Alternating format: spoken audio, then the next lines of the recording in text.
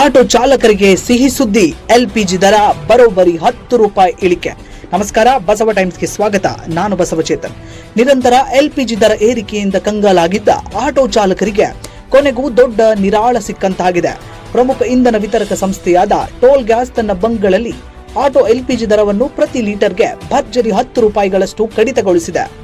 ಕಳೆದ ಕೆಲವು ತಿಂಗಳ ಹಿಂದೆ ನಡೆದ ಅಮೆರಿಕ, ಇಸ್ರೇಲ್ ಮತ್ತು ಇರಾನ್ ನಡುವಿನ ಭೀಕರ ಸಂಘರ್ಷದಿಂದಾಗಿ ಜಾಗತಿಕ ಮಾರುಕಟ್ಟೆಯಲ್ಲಿ ಇಂಧನ ಪೂರೈಕೆ ಏರುಪೇರಾಗಿತ್ತು.